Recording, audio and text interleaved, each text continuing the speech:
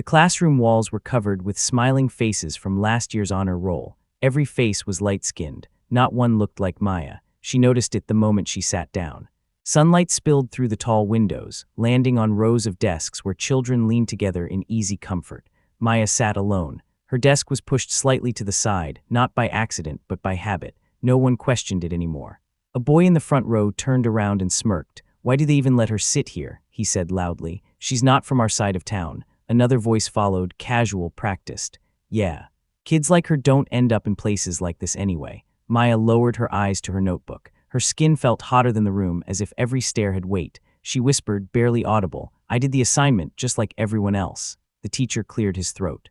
"Not at them, at her." "Maya, stop mumbling," he said without turning around. Just seconds earlier, when a white boy had interrupted the class, the teacher had laughed and said, "Boys will be boys." Now he kept his eyes on the board, chalk tapping impatiently, while his body leaned slightly away from her. He didn't glance at Maya even once, letting the class know silently that her presence was a problem, not a disruption. A paper airplane hit her shoulder. Laughter rippled. Someone kicked her chair.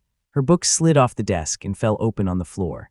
Inside the cover was her name, written carefully, and a small drawing of a glass building with her name at the top, letters she barely understood yet. She bent down to pick them up. A girl nearby hesitated, then pulled her backpack closer instead of helping, like kindness itself was contagious. Maya's voice shook, but she still asked, "Did I do something wrong?" No one answered. From the back of the room, a boy muttered, not even trying to whisper, "She should be grateful she's even allowed here." That was the moment something inside Maya cracked, not loudly, not dramatically, but enough to let something stronger in. She stood up, clutching her books to her chest. Her small voice cut through the room, thin but steady. "My dad says the color of your skin doesn't decide how high you can go." The teacher finally sighed. He straightened his back, chalk tapping against the board, and deliberately turned his gaze away, refusing to acknowledge her courage. Silence hung heavier than the laughter. Maya sat. Her hands trembled, but her eyes didn't fall this time. She looked once more at the honor roll wall, then down at her drawing. A quiet promise formed in her chest, nothing spoken, nothing declared, just a small, steady determination to belong where she was not expected. The bell rang. Chairs scraped, life moved on. Somewhere in that pause, between the chalk taps and the murmurs, something unbroken had taken root. The late afternoon sun spilled into a small apartment on the edge of the city, the air carrying the faint scent of old books and cooking oil. The walls were bare except for a single photograph in a chipped frame. A younger man in a worn uniform, holding a medal in one hand and a small child on his hip, Maya, barely a toddler, smiling without a care in the world. Her father, Jonathan Harris, moved quietly around the cramped kitchen, wiping down the counter with a rag that had seen better days.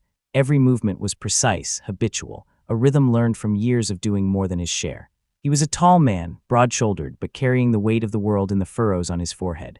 Dark skin glinted faintly under the weak light from the hanging bulb. His hands were calloused from work, but there was a softness to the way he handled dishes, touched Maya's hair, or adjusted her coat before school. Maya sat at the small table, her small sketchbook open. She traced the lines of buildings she had imagined, drawing towers that reached higher than the tallest skyscrapers she had seen from their apartment window. Every line she drew seemed fragile and tentative, yet she pressed the pencil hard against the paper, infusing each stroke with determination. "Don't press too hard," Jonathan said gently, setting down a mug of cocoa. "Your paper will tear." Maya looked up, eyebrows furrowed, a small frown of concentration. "But if I don't press, they won't see me, Daddy. They won't see how high I can go." Jonathan's eyes softened. "They'll see, Maya, they'll see. You don't need to prove it to anyone but yourself first." The words were simple, but heavy with the kind of wisdom only lived experience could carry. Jonathan's past was a sealed chapter, a story he never told, one that carried sacrifice, courage, and a secret that had cost him everything. Before Maya was born, he had worked in a government project that uncovered systemic corruption in a wealthy corporation, one that involved discriminatory hiring practices and falsified documents designed to keep Black employees from rising. He had discovered that exposing it publicly would have ruined not only his career, but also endangered the lives of several innocent colleagues who had trusted him. He had chosen to bury the truth, resign quietly, and accept blame he didn't deserve, so that others could live without fear. No one in the apartment knew this, not even Maya, and Jonathan had never mentioned it. Yet the weight of that secret shaped every decision he made now, every careful word, every act of protection toward Maya, every extra hour at work so she could go to a better school. A small object rested on the kitchen shelf, a silver compass, tarnished and scratched. Jonathan had carried it for years, a reminder of the path he chose, the direction of integrity even when the world demanded compromise. Always follow the true north, he would say, though Maya didn't yet understand the deeper meaning. To her, it was simply a shiny toy, a talisman of safety and guidance, something that connected her father's past to the present. Jonathan knelt beside Maya's chair, his shadow stretching across the floor. "You're going to face people who don't see your worth," he said softly, "because of the color of your skin, or where you come from, or the neighborhood you were born in." Maya blinked. Like at school, her voice was small, trembling with the memory of whispers, laughter, and desks pushed aside. "Exactly like that," he said, placing a hand over hers. "And sometimes they won't even realize they're doing it. Sometimes the system itself will turn its back, but you have to keep your head up and your heart open." Maya nodded, staring down at her pencil strokes. "I want to make them notice me anyway." Jonathan smiled faintly, brushing a loose strand of hair from her forehead. "Notice you for the right reasons," he corrected gently. "Not because you're angry, not because they've hurt you. Notice you because you chose to be yourself anyway." The bond between them was quiet but fierce. Jonathan had learned that the world outside their apartment could be cruel, that doors would close and eyes would avert. Yet within these four walls, he nurtured a space where Maya could imagine, create, and learn to fight injustice with resilience, not rage. Even the apartment itself seemed to reflect their shared life. Worn furniture, patched curtains, a small window overlooking a street alive with both struggle and possibility. The hum of distant traffic, the faint smell of rain on asphalt, the soft clink of silverware, all became part of the soundtrack of her childhood, a mixture of ordinary life and unspoken battles.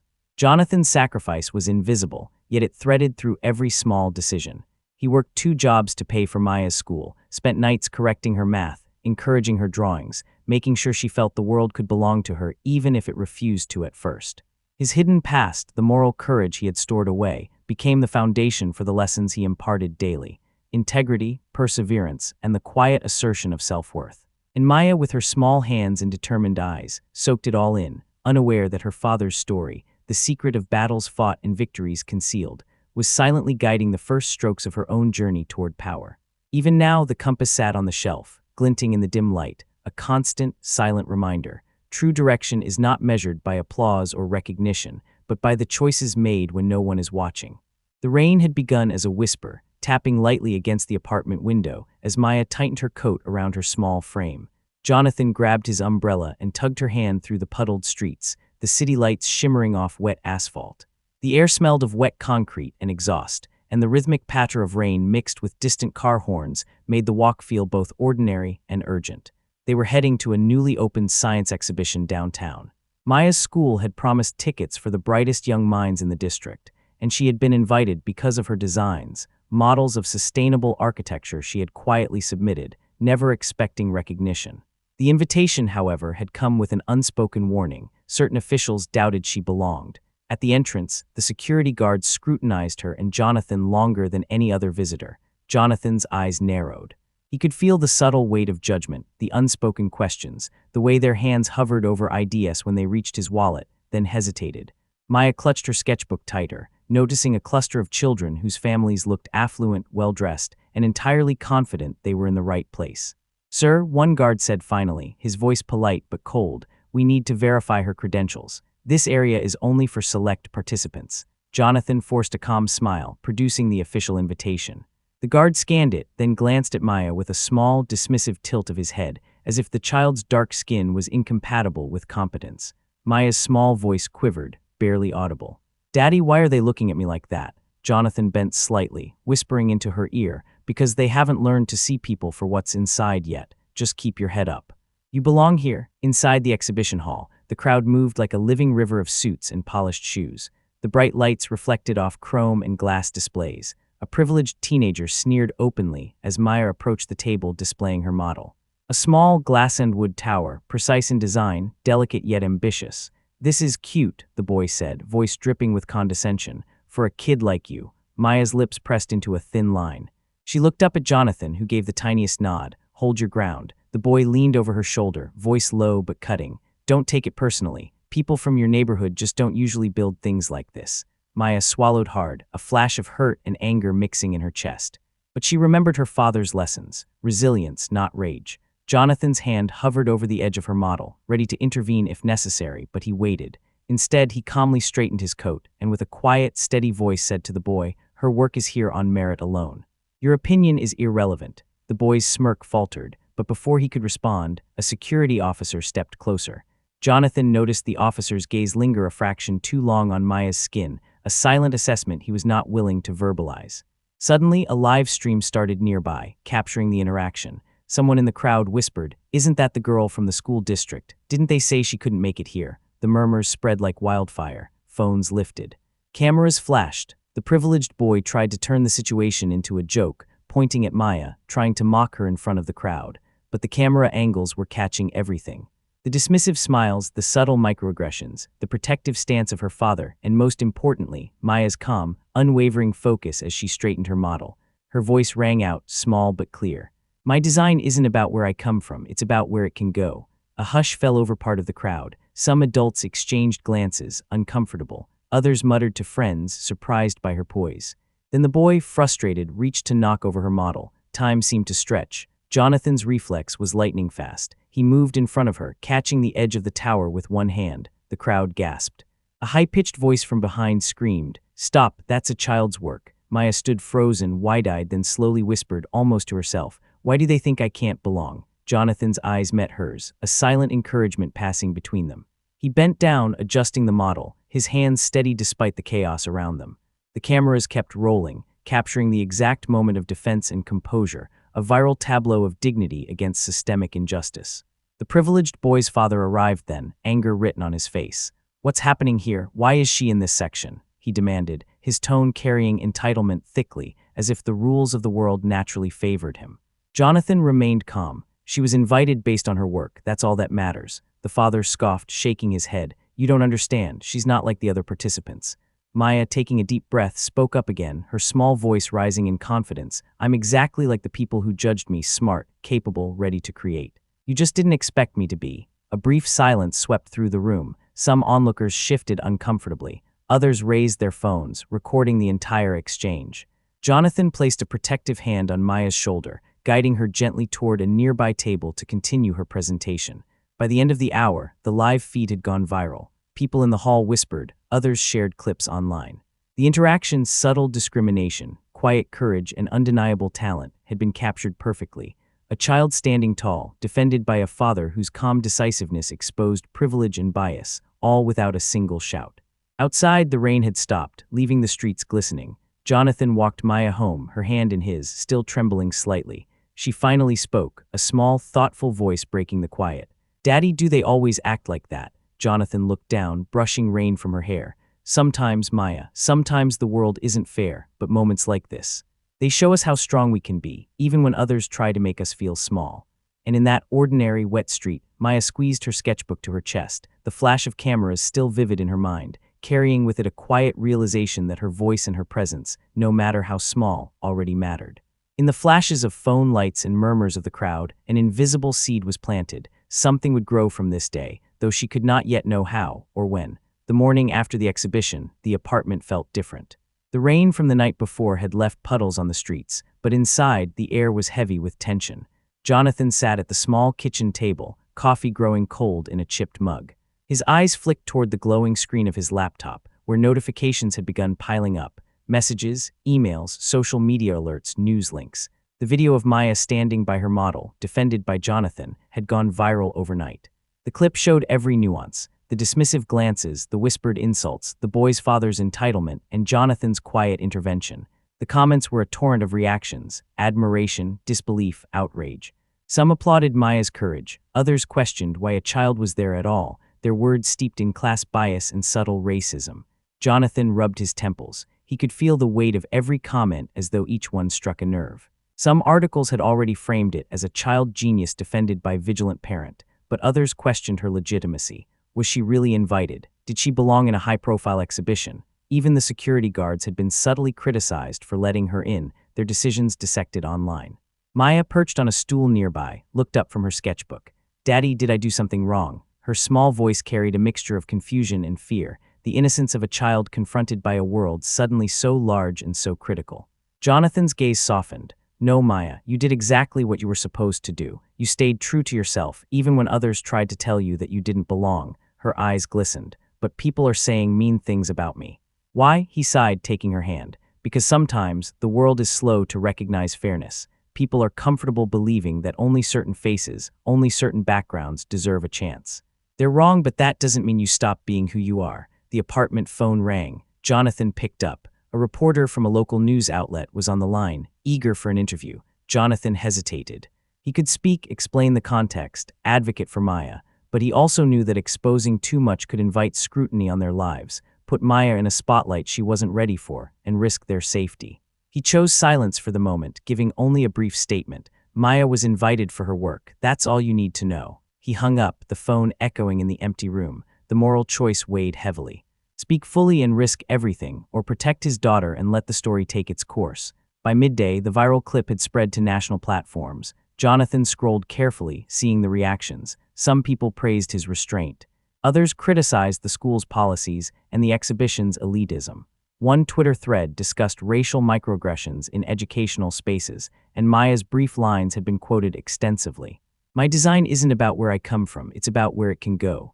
Maya watched Jonathan silently, then whispered almost to herself, Daddy, they can't stop me, right? Jonathan smiled faintly, brushing a damp curl from her forehead.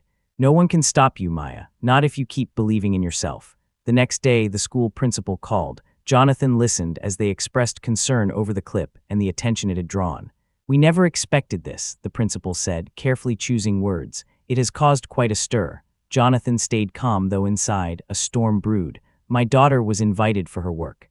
That's all that matters, the principal hesitated. It's complex, some parents are upset. Jonathan nodded. I understand, but the truth doesn't change. Maya did nothing wrong. And no amount of discomfort or criticism will erase that. Meanwhile, messages began arriving from other parents and children inspired by Maya's courage. Some invited her to join future programs. Others wanted to connect over her work. The attention, overwhelming as it was, carried the faintest hint of justice, a subtle push against the systemic bias that had tried to exclude her. Even so, Jonathan knew the danger of complacency. The boy's father and several other officials had already discussed proper placement of children like Maya in future events, a coded message of systemic prejudice. Jonathan explained to Maya in the soft, measured tones of someone balancing protection with education. Not everyone will see your worth immediately. Some will try to ignore it, some will try to control it. But your choices, your integrity, your courage, they're untouchable. Maya's small fingers traced the edges of her sketchbook. I don't want to be scared anymore. You don't have to be, Jonathan replied, squeezing her hand gently. You just have to be ready, that's enough. At night, Jonathan sat by the window, gazing at the city lights reflected in puddles from the rain. Each light felt like a different world, some bright, some dim, some refusing to shine at all. He reflected on his past sacrifices, the decisions that had forced him into quiet anonymity, and realized that today, that same quiet courage had guided Maya into a small but meaningful victory. And though the world still whispered, criticized, and hesitated to recognize her, a subtle truth had already spread. The video had captured not a child's failure, but a parent's protective heroism and a child's resilience in the face of systemic bias. Maya's voice broke the quiet. Daddy, will people always judge me for being me? Jonathan turned, watching her in the glow of the desk lamp. Some will, he said softly, but that's why moments like this matter. We can't change everyone, but we can show the right way quietly, firmly, with courage. She smiled faintly, hugging her sketchbook. I think I did show it today. Jonathan nodded, a deep, quiet pride swelling in his chest. The fallout was not just chaos and scrutiny, it was a first crack in the armor of prejudice. The system had faltered, even if slightly, and in that small victory, Maya's confidence and Jonathan's moral guidance intertwined. The night deepened and the city outside fell silent. Jonathan finally allowed himself to exhale, knowing that protecting Maya did not mean retreating from justice. It meant teaching her how to face it, step by step, until the world could no longer ignore her presence. Somewhere in the whispers, the glances, and the viral clip, a quiet truth had been planted, a seed whose roots would grow, and whose fruits would one day demand to be seen. The following week, the city was abuzz. The clip of the exhibition had circulated far beyond the initial crowd. Journalists, educators, and curious viewers were now seeking context. Jonathan tried to navigate emails, phone calls, and interview requests, but he kept most interactions brief, unwilling to put Maya in the spotlight unnecessarily. Late one afternoon, the doorbell rang. Jonathan opened the door to find a woman in a sharp navy blazer, a press badge glinting in the low light of the hallway. Her hair was tied back neatly, and her eyes carried both intensity and kindness. Mr. Harris, she asked, holding out a hand. I'm Vanessa Clark, investigative journalist. I need to talk to you about your daughter's exhibition. Jonathan hesitated but stepped aside. I can spare a few minutes. They moved to the living room. Rain from the previous evening still lingered in the faint scent of the city on their clothes. Vanessa placed a laptop on the coffee table, pulling up clips from the exhibition. Jonathan watched silently as Maya's calm composure and quiet defiance played on the screen once again. Vanessa leaned forward. Your response to the incident, the way you protected her, it wasn't just about one child. People are noticing, but I also want to understand something deeper. There are rumors about your past work, about a case you were involved in years ago, regarding systemic corporate discrimination. Is that true? Jonathan's breath caught. For decades, that chapter had been buried, the moral sacrifice he had made to protect innocent colleagues and prevent harm. Now, someone outside the small circle knew enough to investigate. He met her gaze steadily. Yes, but it's complicated. I can't discuss the details publicly, not yet. There were lives at stake, and the truth could have caused more harm than good at the time. Vanessa nodded, understanding in her expression. I'm not asking for names or specifics yet, but if you're willing, showing that context would illuminate why you acted the way you did at the exhibition, why you handled everything with such calm and precision. People need to see that integrity isn't just a word, it's action, often unseen until the right moment. Jonathan considered. Slowly, he pulled the silver compass from the shelf, holding it in his hand. The scratches and tarnish glinted faintly in the soft light, a tangible link to every choice he had made silently, every risk he had taken to protect others. This guided me, he said softly.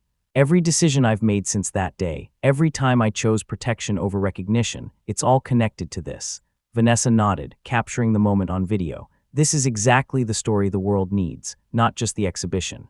Not just a child standing tall, but the lineage of courage, a father's moral integrity shaping the next generation. At that moment, Maya walked into the room, clutching her sketchbook. She had been quiet, observing her father's conversations, but now curiosity overcame her shyness. Daddy, she asked softly, is this why you always tell me to stand tall? Even when people look down on us. Jonathan knelt beside her, brushing a curl from her forehead. Exactly, Maya. Sometimes the world isn't fair. Sometimes people judge you for what they see on the outside, rather than who you are inside. But we don't need their approval, we need our own integrity. Maya's eyes widened. So, the way you protected me, it's part of everything you've done? Jonathan nodded, voice steady. Yes, every choice, every silent sacrifice. Every time I kept my mouth shut for the right reasons. It's all part of the same thread, protecting what's good, even when it's risky. Vanessa smiled. That's going to resonate. People will understand not just what happened at the exhibition, but why it mattered. And Maya, seeing her courage in that moment, now linked to her father's lifelong integrity, it's a story that can't be ignored. Outside, the city lights reflected off puddles, shimmering as if acknowledging the small but powerful victories happening within the apartment. The hum of distant traffic and the occasional siren became a backdrop to a quieter, more profound sound, the steady rhythm of courage passing from parent to child. Maya spoke again, voice firmer now, her previous fear replaced by awe and understanding. Daddy, I think people will finally see us. Not just me, not just you, but why we do what we do. Jonathan smiled faintly, feeling a mixture of relief and pride. Maybe, but the point isn't to be seen. The point is to do what's right, even when no one notices. Vanessa closed her laptop, her expression solemn. I'll make sure the story captures all of this, your courage, Maya's courage, and the system you've navigated so carefully. People will see the injustice and they'll see the right response. That combination, it's rare. Maya hugged her sketchbook tightly, a small smile on her face. I feel proud, not because of what anyone said, but because of you, Daddy. You taught me to be strong. Jonathan's eyes softened. And you've always been. In that quiet living room, amidst the lingering scent of rain and the soft glow of the city lights, the hidden past, the silent sacrifices, and the courage of a small black girl intersected. The injustice she had faced was no longer invisible. The subtle systemic biases, the privileged dismissal, the whispered exclusions, all were documented, all were witnessed. The truth had surfaced, not as spectacle, but as undeniable evidence of moral courage. Jonathan's integrity, the lessons he had imparted, and Maya's innate bravery combined to reveal a reality that could no longer be ignored. Systemic racism could be challenged, and quiet heroism had its day of recognition. Maya, sitting beside her father, finally whispered, almost to herself, "So, we really did make a difference." Jonathan looked out the window, city lights reflecting off the rain-soaked streets. "We did, and this is just the beginning." The silver compass gleamed softly on the table between them, a reminder that every choice, every silent act of courage, led to this moment of revelation. where the world could see not just the problem, but the quiet, steadfast solution. In the unspoken promise between father and daughter, the truth of their courage lingered, a seed whose impact was only beginning to unfold, something the world had not yet fully grasped, but would. The first morning after the revelation felt different. Sunlight filtered softly through the apartment window, casting warm patterns across the small kitchen table. Jonathan stirred coffee, the familiar aroma mingling with the faint smell of wet streets and newspaper ink, the papers lying across the counter filled with Maya's story, the viral clip, and articles highlighting Jonathan's moral courage. Maya sat at the table, her sketchbook open, but she wasn't drawing yet. Instead, she was tracing the edge of the silver compass, now polished and gleaming under the sunlight. It had become more than a talisman. It was a symbol of guidance, resilience, and the quiet power of integrity. Jonathan watched her silently, a smile tugging at the corners of his mouth. The events of the past week, the exhibition, the viral video, the journalist's visit, the public reaction, had shifted something subtle but profound. Not just in others' perception of them, but within their own understanding of what justice and courage could mean. "Maya," Jonathan said softly, breaking the silence, "do you remember when you asked me if people would always judge you for being you?" Maya looked up, a small smile on her lips. "Yes, I was scared, but I think now I understand. They can try, but they can't change who I am." Jonathan nodded. "Exactly, and they don't get to define your worth. Only you do." The room was quiet, save for the soft ticking of the wall clock and the distant hum of traffic outside. It was a normal morning, yet layered with something extraordinary, a sense of vindication, not loud or triumphant, but deep, measured, and lasting. The phone rang. It was an invitation from a prestigious architecture firm that had seen Maya's model online. They wanted her to join a young talent program, mentoring alongside professionals. Another call came from an educational foundation, offering scholarships for her designs. And while the recognition was tempting, Jonathan remained cautious, teaching Maya an important lesson about humility and purpose. "We'll consider these opportunities," he said gently, "but remember, Maya, success isn't just about being noticed. It's about what you do when no one is watching, and how you act when the world tests you." Maya nodded, hugging her sketchbook to her chest. Her small hands now felt stronger, steadier, more certain. Later that day, Jonathan took Maya to the apartment window overlooking the bustling street below. Children played in puddles, street vendors called out, and cars reflected sunlight off wet asphalt. Jonathan handed her the silver compass. "This belongs to you now," he said, voice steady. "It's not just a symbol of direction. It's a reminder that integrity, courage, and perseverance will guide you, no matter how others try to shift your path." Maya held the compass carefully, feeling its weight, its history. "I'll keep it safe," she whispered, "and I'll follow true north like you taught me." A quiet smile spread across Jonathan's face. "That's all I could ever hope for." Outside, the boy from the exhibition and his father had retreated from public attention after clips of their microaggressions and entitlement circulated widely. The privileged laughter and condescension were met with scrutiny, embarrassment, and consequence. Some institutions reevaluated their policies, acknowledging that subtle biases could no longer hide behind assumed authority. For Jonathan and Maya, however, the true reward was not public approval. It was the affirmation of their own courage, the knowledge that their choices, quiet, deliberate, and morally grounded, had made a real difference. That evening, Jonathan tucked Maya into bed. The silver compass rested on her nightstand, catching the soft light of the bedside lamp. She traced the scratches, the tarnished edges, and spoke in a small, thoughtful voice. "Daddy, I think I understand now. It's not just about being brave in front of people. It's about being brave inside, even when no one sees." Jonathan kissed her forehead. "Exactly, Maya, that's the real power. And one day, when you face even greater challenges, you'll remember this moment, not because it was loud, but because it was true." The city outside darkened, and the apartment settled into quiet. The week's events, the viral video, the public recognition, the subtle shifts in institutions, were now background noise compared to the enduring lessons of integrity, resilience, and moral courage. Later, Jonathan returned to the kitchen, setting down a small stack of papers. He glanced at the compass on the shelf, remembering the long-hidden choices, the sacrifices he had made, and the life he had built quietly, patiently, and intentionally. It had all led to this, a small black girl standing tall, recognized not for the color of her skin, but for the brilliance of her mind, the steadfastness of her character, and the courage instilled by a father who had once risked everything for others. He sat for a moment, listening to the soft hum of the city, the distant sirens, the faint rustle of a neighbor's curtains. The moral victory was subtle, almost invisible, but undeniable. Racism had been challenged, privilege exposed, and a new generation reminded that quiet integrity could withstand public scrutiny, injustice, and systemic bias. Maya's voice drifted from her bedroom. Daddy, I'm going to keep drawing. I want to make sure everyone sees what I can do in my own way. Jonathan smiled, a deep sense of peace settling in his chest. Then do it, Maya, in your way every day. That's how real change happens. He turned off the kitchen light, leaving the soft glow of the city outside to illuminate their apartment. The silver compass gleamed faintly on the shelf, a symbolic witness to the choices that had guided them here. For Jonathan, the life he had lived quietly, the moral sacrifices he had carried alone, had now intertwined with his daughter's courage to form something lasting, a foundation stronger than any public recognition. The world had glimpsed a truth. Integrity and bravery, though often silent, have power far greater than prejudice or derision. And for Maya, the realization settled deep in her chest. She belonged not because the world allowed it, but because she and her father had earned it through courage, resilience, and moral clarity. The rain from earlier in the week had left the streets glistening under the morning light, a reminder that even after storms, clarity and direction emerge. The compass, the sketches, and the lessons of her father would guide her forward, a quiet force preparing her for every challenge yet to come. Morning sunlight spilled across the apartment floor, warm and golden, brushing over Maya's sketches scattered across the table. The city outside was waking slowly, tires on wet streets, distant voices, the hum of early trains. For the first time in days, the apartment felt completely still, yet full of life, a quiet calm after the storm of attention and scrutiny.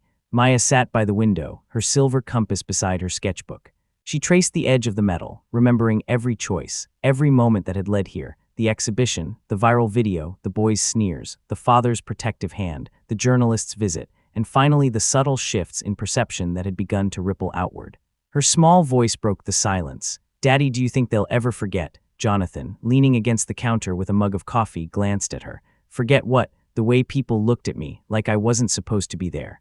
Like I didn't belong. He smiled softly, walking over and kneeling beside her. Some might forget, others will remember, but the important thing, Maya, is that you never forget yourself. You know your worth. And one day, everyone else will too. She looked out at the streets below, where children splashed in puddles and vendors unpacked fresh produce. Her eyes lingered on the small moments, ordinary people, ordinary life, and she realized how much courage it took to exist fully in a world that didn't always expect you to.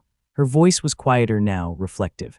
I think it's not about proving them wrong, it's about proving ourselves right. Jonathan's hand rested on her shoulder. Exactly. That's why we don't need applause for every right decision.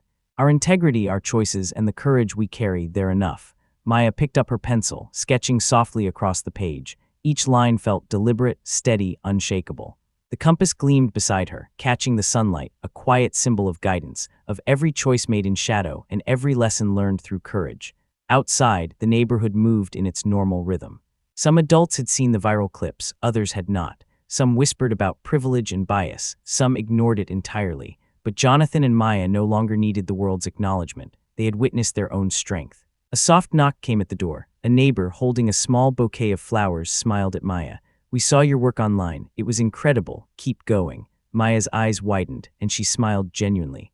The acknowledgement, small as it was, didn't feel like a reward. It felt like affirmation that her choices, her courage, and her quiet perseverance mattered.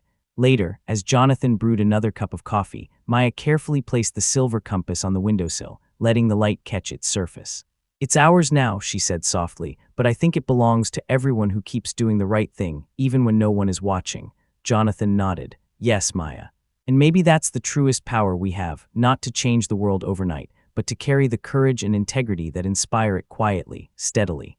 She leaned her head on his shoulder, the soft hum of the city outside blending with the warmth of their apartment. For a moment, nothing else existed, only the quiet bond between a father and his daughter, the calm after turmoil, the steady pulse of moral courage that had guided them both.